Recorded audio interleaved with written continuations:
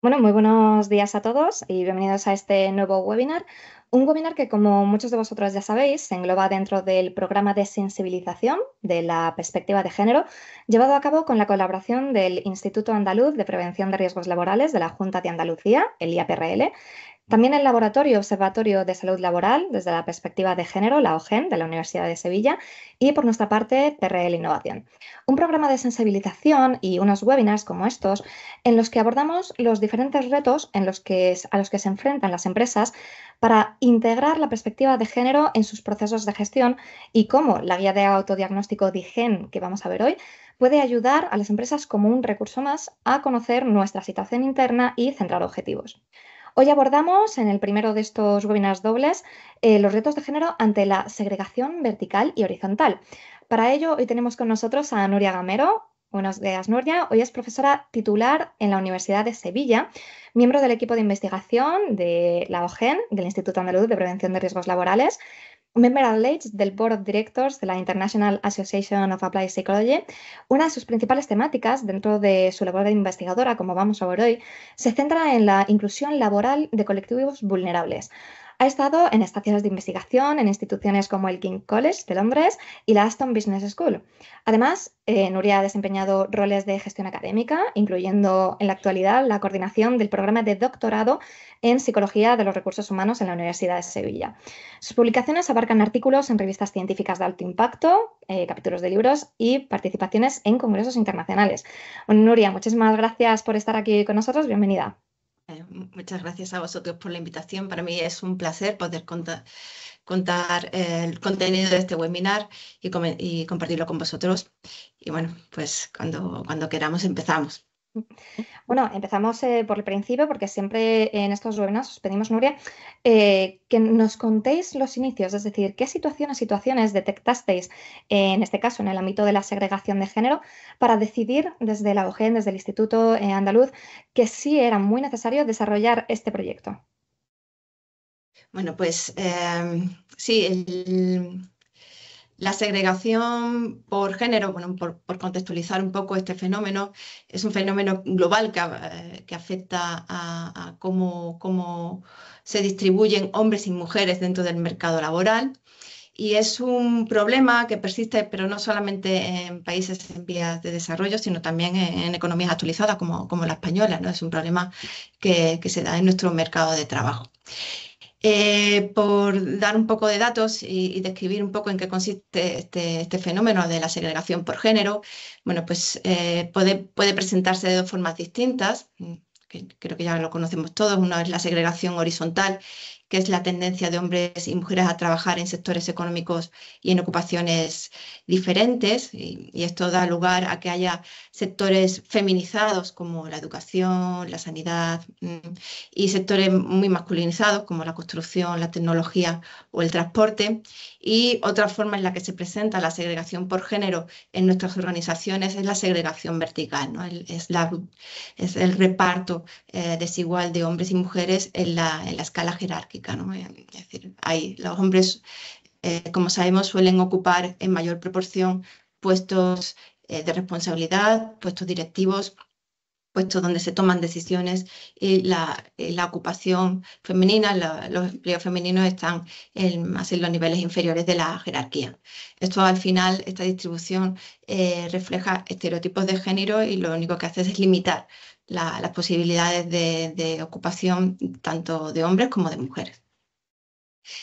Por dar algunos datos para poder responder a tu pregunta, Sara, bueno, si cogemos los datos del Ministerio de Trabajo y Economía Social, los datos de finales de 2023, eh, para ver cuál es la realidad de los hombres ocupados en España en relación al tema de la segregación horizontal, vemos que el 50%, es decir, la mitad de los hombres ocupados en España lo hacen en tres sectores específicos, que son la industria manufacturera, el comercio, tanto al por mayor como al por menor, y la construcción y el transporte. Si vemos esta misma realidad, por dar datos en relación a las mujeres ocupadas en 2023, vemos que también más de la mitad de las mujeres ocupadas en España lo hacen también en cuatro sectores específicos. El sector del comercio, en las actividades sanitarias y servicios sociales, en educación y en hostelería.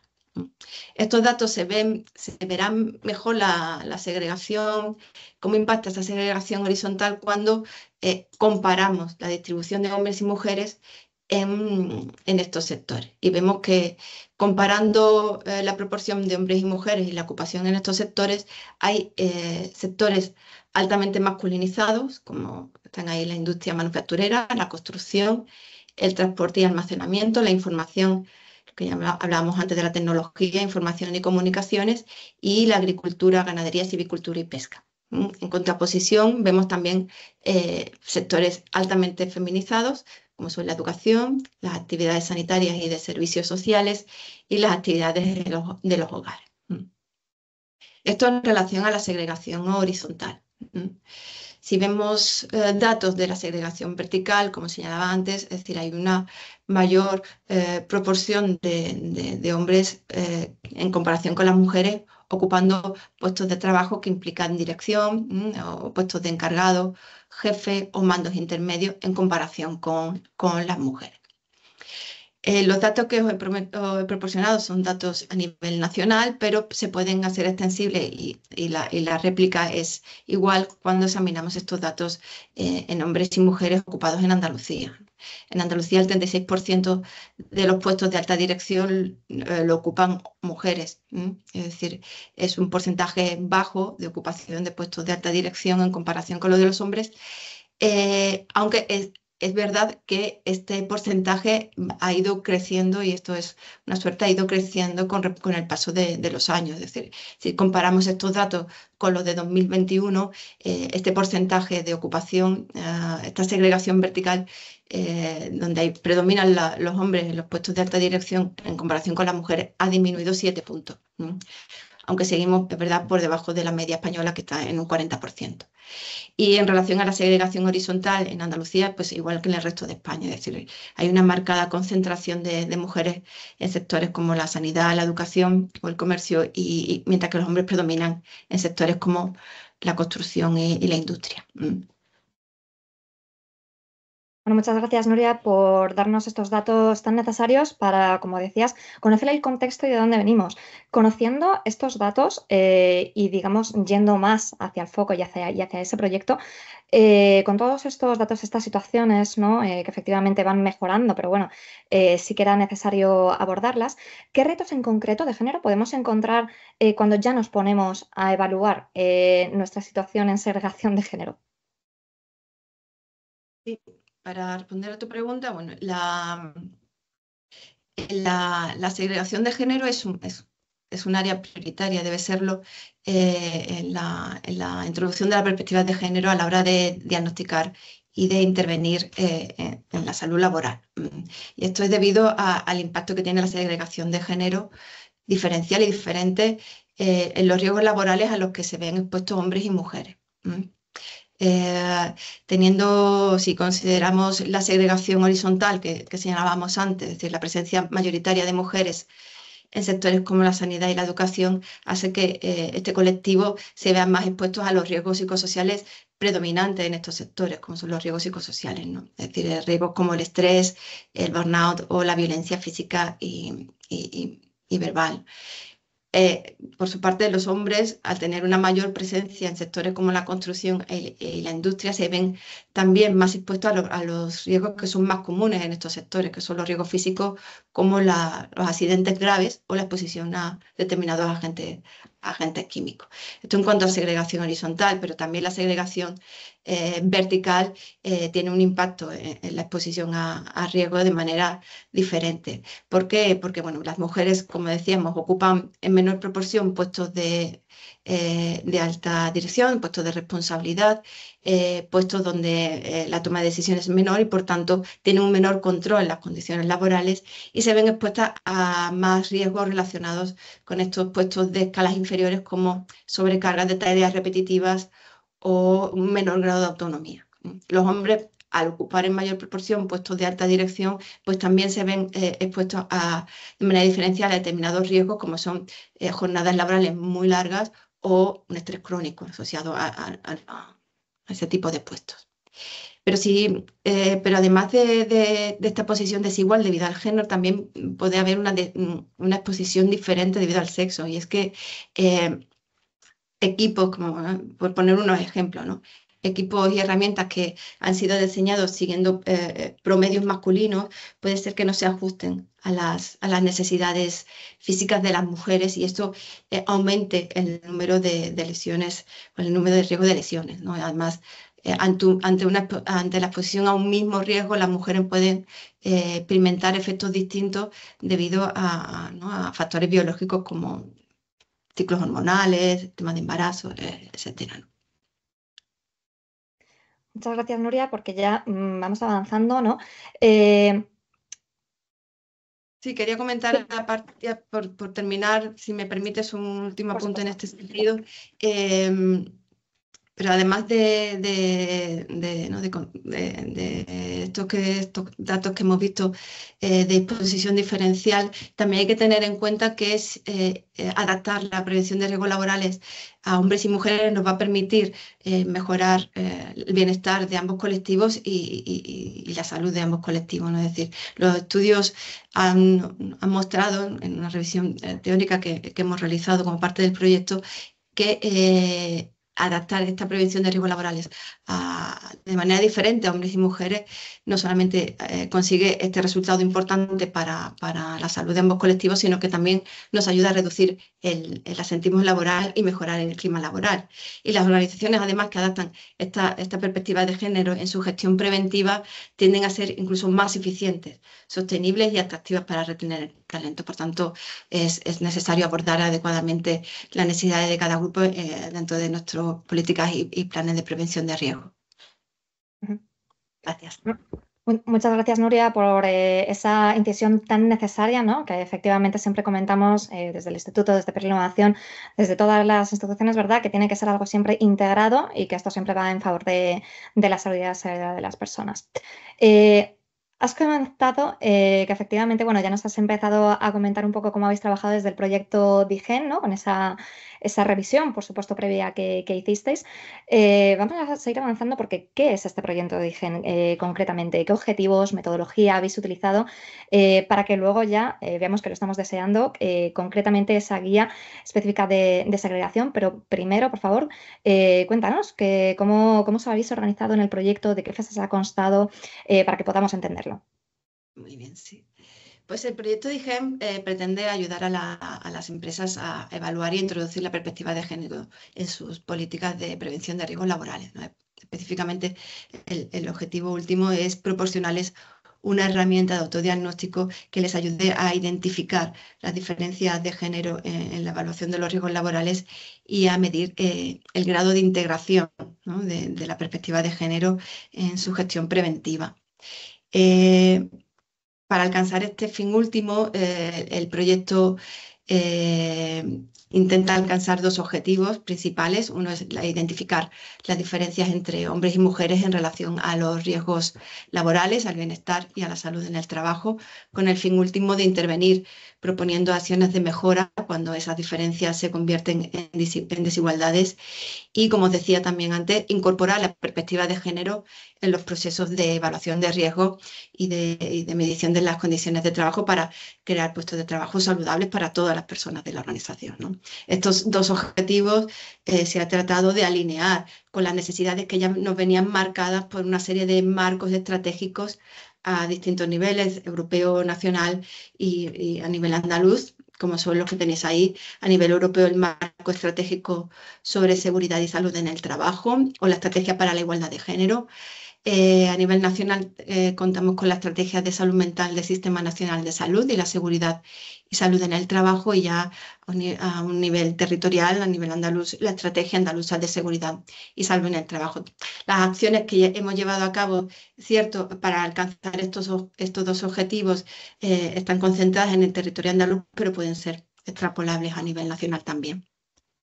Y para alcanzar este objetivo, hemos desarrollado una metodología que se cumplimenta en dos fases. Una primera fase es lo que queríamos es desarrollar esa guía de autoevaluación, ese checklist, esa herramienta de autoevaluación, y para ello lo hemos alcanzado desarrollando cuatro etapas, cuatro pasos, ¿no? Una primera etapa de revisión de la literatura, tanto científica como técnica, que nos permitiera identificar qué retos nos ayudan a abordar y a lograr la transversalidad de género, tanto en la salud como el bienestar en el trabajo. Y una vez que teníamos detectado estos retos, llevamos a cabo entrevistas con informantes claves de empresas andaluzas para que nos indicaran, para que nos contaran cuáles son las buenas prácticas que desarrollaban en sus organizaciones para hacer frente a estos retos. Los resultados de estos dos primeros pasos nos ayudaron a configurar una primera guía de autodiagnóstico de retos y buenas prácticas, y el siguiente paso necesario que teníamos que hacer era contrastar la viabilidad de esta guía que habíamos desarrollado y ver si era posible aplicarla a la realidad de las empresas en Andalucía. Y para eso desarrollamos una serie de grupos de discusión con personas expertas en prevención de riesgos laborales y en recursos humanos para que nos contara si estas buenas prácticas que proponíamos para abordar los retos eran una realidad o podían ser una realidad o no en el contexto andaluz, ¿no? Una vez ya con todo el resultado de estos grupos de discusión, que fue muy rico y que nos ayudó a perfilar, ¿no? Y a dar la forma final a la guía, pues el último paso fue la divulgación de esta guía y de las buenas prácticas que contiene a través de distintas acciones como jornadas o el propio webinar que estamos desarrollando ahora. La segunda fase del proyecto es el desarrollo de recomendaciones y pautas de actuación que ayuden o que faciliten ese proceso de implementación, ¿no? de la perspectiva de género en los planes de prevención de riesgos laborales. Con la guía ya que estamos presentando en estos webinars, bueno, pues es la guía para el diagnóstico de la integración de la perspectiva de género, que se desarrolla para que las empresas, las organizaciones, las instituciones puedan situar su realidad en 9 retos que fueron detectados en estas fases, ¿no? El bienestar y salud mental, salud física, retorno al trabajo, diversidad e interseccionalidad, violencia y acoso, conciliación trabajo-familia, liderazgo inclusivo, teletrabajo y la que nos ocupa hoy, que es segregación horizontal y vertical. Tengo que decir que esta guía no es una guía. Queríamos, las personas que componemos la OGEN, cuando desarrollamos estos webinars, queremos dejar claro que no es una guía que pretenda convertirse en un instrumento para que otros no la apliquen para ver si cumplimos normativa en este sentido. No es eso, es una herramienta que pretende ser un recurso extra para las organizaciones, para que ellos puedan evaluarse en estas diferentes temáticas, que además pueden evaluarse de manera independiente, es decir, no hace falta evaluarse en todas, sino en aquellas áreas o en aquellos retos en los que estemos más interesados o queramos saber en qué punto estamos en un determinado momento. Es decir, es una guía para que las personas expertas en riesgos laborales y en recursos humanos dentro de una organización puedan autoevaluar el estado de las prácticas y el estado de la organización en estas temáticas y situarse dentro de un continuo para ver en qué medida, en qué grado están introduciendo esa transversalidad de género en sus políticas y en prácticas de recursos humanos. Por presentar, antes ya de dar paso, como decías, al contenido de la guía para abordar el reto de segregación, sí contaros un poco en qué consiste la estructura de la guía. Os pongo aquí un ejemplo de una buena práctica de las 8 que componen el reto de segregación, y todos los retos siguen esta misma estructura. Seguir esta estructura pues ayuda a sistematizar y a facilitar la complementación del cuestionario o de la guía, perdón, y tiene 3 partes principales. Una parte que es donde describimos, ¿no? Damos nombre a la buena práctica que vamos a evaluar. Después esa buena práctica que si se aborda facilita introducir la perspectiva de género en esa temática concreta que aborda el reto, pues además de esa buena práctica hay un indicador que es la pregunta que se hace en la organización para ver si esa acción se introduce como una práctica cotidiana o no en nuestra organización. Y además del indicador de esa pregunta, existe un descriptor que uno o varios, porque el indicador puede estar compuesto, como ahora veremos, por más de un descriptor, que nos ayuda a interpretar y a valorar el descriptor, es decir, a saber a qué nos referimos cuando hablamos, en este caso, por ejemplo, la buena práctica es aprendizaje y capacitación, pues saber si existe un acceso igualitario a los programas de formación y capacitación en mi organización.